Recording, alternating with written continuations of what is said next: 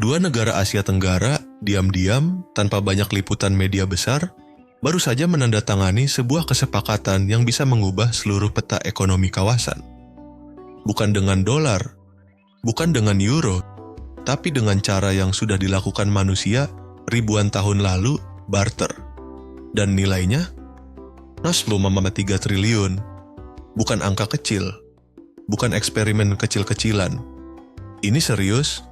Dan kalau kamu pikir ini cuma berita ekonomi biasa yang membosankan, tunggu dulu.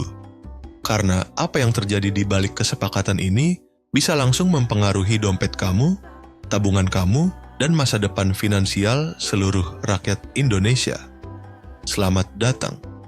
Dan kalau kamu baru pertama kali di sini, channel ini membahas ekonomi dengan cara yang mudah dipahami, langsung ke intinya, dan selalu relevan dengan kehidupan sehari-hari kamu. Jadi pastikan kamu sudah subscribe dan aktifkan notifikasi supaya tidak ketinggalan satu video pun. Sekarang mari kita masuk ke inti dari semua ini. Indonesia dan Filipina baru saja resmi menyepakati skema perdagangan barter senilai 3 triliun. Dalam skema ini, kedua negara akan saling menukar komoditas dan produk unggulan mereka tanpa menggunakan dolar Amerika Serikat sebagai perantara. Ini bukan hanya soal perdagangan biasa. Ini adalah pernyataan bahwa kedua negara ini mulai serius mempertimbangkan alternatif dari sistem keuangan global yang selama ini didominasi oleh dolar. Tapi kenapa ini penting banget buat kamu? Karena selama ini, hampir semua transaksi perdagangan internasional Indonesia menggunakan dolar.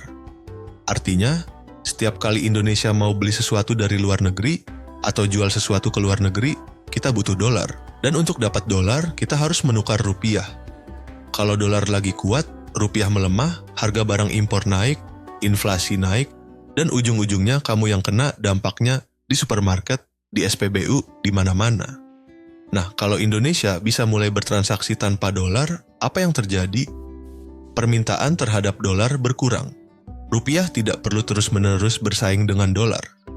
Dan secara teori, nilai rupiah bisa lebih stabil, bahkan menguat. Inilah yang disebut dedolarisasi. Dan kesepakatan dengan Filipina ini adalah salah satu langkah nyata ke arah sana. Sekarang mari kita mundur sebentar dan lihat gambaran yang lebih besar. Dedolarisasi bukan ide baru. Negara-negara seperti Rusia, China, India, Brasil, dan banyak negara lainnya sudah lama mendorong penggunaan mata uang lokal dalam perdagangan internasional mereka. China bahkan sudah punya sistem pembayaran internasional sendiri yang disebut CIPS, sebagai alternatif dari sistem SWIFT yang berbasis dolar. India sudah mulai berdagang dengan beberapa negara menggunakan rupiah. Dan kelompok BRICS yang terdiri dari Brasil, Rusia, India, China, dan Afrika Selatan sedang aktif membangun kerangka kerja ekonomi yang tidak bergantung pada dolar. Indonesia sendiri sebenarnya sudah mulai bergerak ke arah ini sejak beberapa tahun lalu. Bank Indonesia telah menjalin kerjasama Local Currency Settlement atau LCS dengan beberapa negara, termasuk Malaysia, Thailand, Jepang, dan China. Artinya, transaksi antara Indonesia dan negara-negara tersebut bisa dilakukan langsung menggunakan mata uang masing-masing tanpa perlu dikonversi ke dolar terlebih dahulu.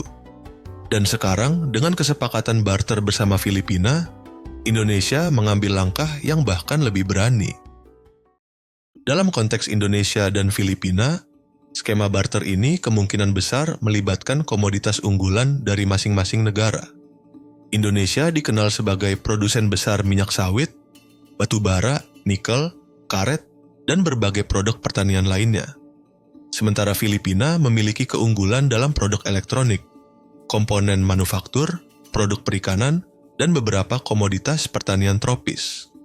Dengan saling menukar produk-produk ini secara langsung, kedua negara bisa memenuhi kebutuhan satu sama lain tanpa harus repot-repot menukar mata uang terlebih dahulu.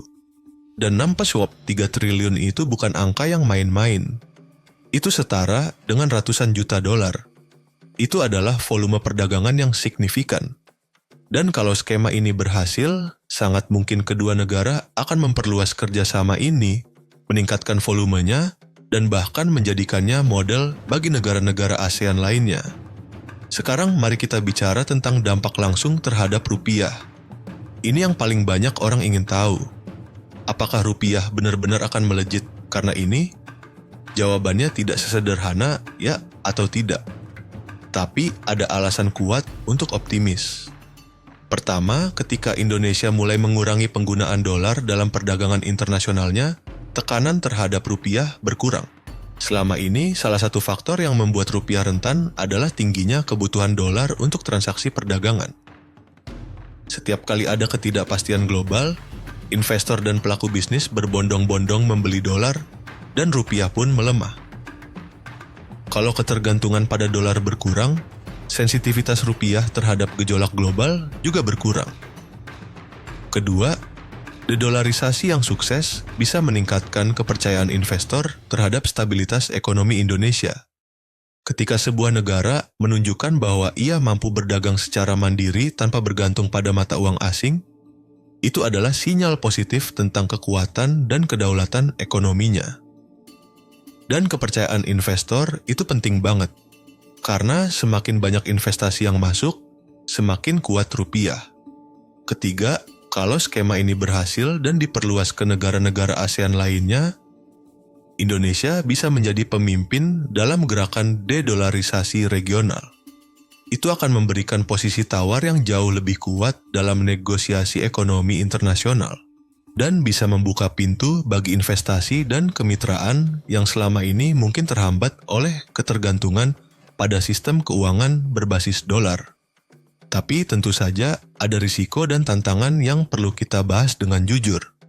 Karena kalau kita hanya membahas sisi positifnya saja, itu bukan analisis yang fair. Tantangan pertama adalah kompleksitas logistik. Perdagangan barter antar negara itu tidak mudah.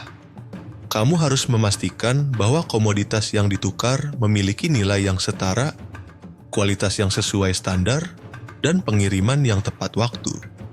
Kalau ada satu masalah dalam rantai ini, seluruh kesepakatan bisa berantakan. Tantangan kedua adalah skalabilitas. 403 triliun memang besar, tapi dalam konteks total perdagangan Indonesia yang mencapai ratusan miliar dolar per tahun, itu masih sebagian kecil. Untuk benar-benar membuat perbedaan signifikan terhadap nilai tukar rupiah, dedolarisasi harus terjadi dalam skala yang jauh lebih besar. Tantangan ketiga adalah resistensi dari sistem keuangan global yang sudah ada. Amerika Serikat dan negara-negara barat lainnya tentu tidak akan diam melihat upaya dedolarisasi ini. Ada risiko tekanan diplomatik, sanksi ekonomi, atau berbagai mekanisme lain yang bisa digunakan untuk menghambat upaya ini. Indonesia harus siap menghadapi kemungkinan tersebut. Tantangan keempat adalah kesiapan domestik. Untuk benar-benar berhasil dalam dedolarisasi, Indonesia perlu memiliki sistem keuangan yang kuat, cadangan devisa yang memadai, dan kebijakan moneter yang konsisten.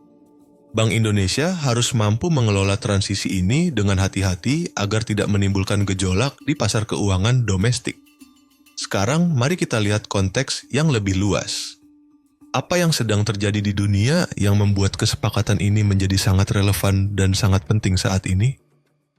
Perang dagang antara Amerika Serikat dan China yang sudah berlangsung beberapa tahun, ditambah dengan konflik geopolitik di berbagai penjuru dunia, telah membuat banyak negara mulai mempertanyakan ketergantungan mereka pada dolar dan sistem keuangan barat.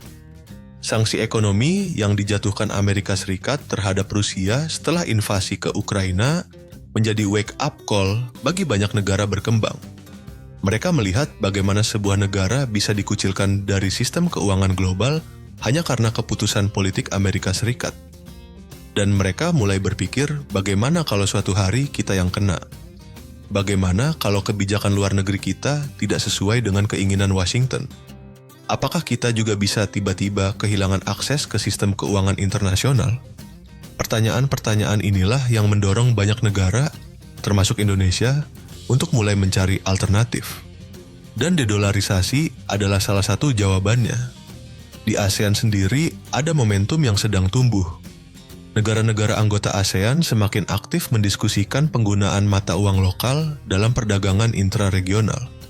Ada kesadaran yang semakin kuat bahwa kawasan Asia Tenggara Dengan populasi lebih dari 6,40 juta jiwa dan ekonomi gabungan yang terus tumbuh, seharusnya tidak terus-menerus bergantung pada mata uang negara lain untuk berdagang satu sama lain. Indonesia, sebagai ekonomi terbesar di ASEAN, memiliki posisi yang sangat strategis dalam mendorong agenda ini. Dan kesepakatan dengan Filipina ini bisa menjadi batu loncatan yang sangat penting. Sekarang, mari kita bahas sesuatu yang mungkin belum banyak dibahas di tempat lain. Apa implikasi jangka panjang dari semua ini bagi rakyat Indonesia biasa? Kalau dedolarisasi berhasil, dalam jangka panjang ada beberapa hal yang bisa kita harapkan. Pertama, stabilitas harga yang lebih baik. Salah satu penyebab utama inflasi di Indonesia adalah pelemahan rupiah yang membuat harga barang impor naik. Kalau rupiah lebih stabil karena ketergantungan pada dolar berkurang, inflasi bisa lebih terkendali. Itu artinya, daya beli kamu tidak tergerus secepat sekarang. Kedua, suku bunga yang lebih rendah. Bank Indonesia seringkali terpaksa menaikkan suku bunga untuk mempertahankan nilai rupiah ketika dolar menguat. Suku bunga yang tinggi itu berdampak langsung pada cicilan KPR kamu, kredit usaha kamu, dan berbagai pinjaman lainnya.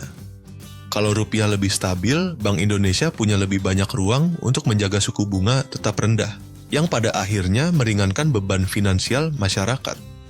Ketiga, kedaulatan ekonomi yang lebih kuat. Ini mungkin terdengar abstrak, tapi dampaknya nyata. Ketika Indonesia tidak lagi bergantung pada dolar untuk berdagang, Indonesia punya kebebasan yang lebih besar dalam menentukan kebijakan ekonominya sendiri. Kita tidak perlu lagi khawatir bahwa kebijakan ekonomi kita akan terganggu hanya karena Federal Reserve Amerika Serikat memutuskan untuk menaikkan suku bunga. Keempat, peluang bisnis baru. Perdagangan langsung dengan mata uang lokal membuka peluang bagi pelaku usaha Indonesia untuk berdagang langsung dengan mitra di negara-negara ASEAN tanpa biaya konversi mata uang yang selama ini menjadi hambatan. Ini terutama menguntungkan bagi usaha kecil dan menengah yang selama ini mungkin tidak bisa bersaing karena biaya transaksi yang tinggi. Tapi ada satu hal yang perlu kita ingat. Dedolarisasi bukanlah solusi ajaib yang bisa memecahkan semua masalah ekonomi Indonesia dalam semalam. Ini adalah proses jangka panjang yang membutuhkan komitmen, konsistensi, dan kerjasama dari banyak pihak. Pemerintah, Bank Indonesia, pelaku bisnis, dan masyarakat semua punya peran dalam proses ini. Yang paling penting adalah bahwa langkah pertama sudah diambil. Dan langkah pertama itu selalu yang paling sulit. Kesepakatan dengan Filipina ini membuktikan bahwa Indonesia serius dalam mengeksplorasi alternatif dari sistem keuangan berbasis dolar. Dan kalau langkah ini berhasil, kita bisa berharap akan ada lebih banyak kesepakatan serupa dengan negara-negara lain di masa depan.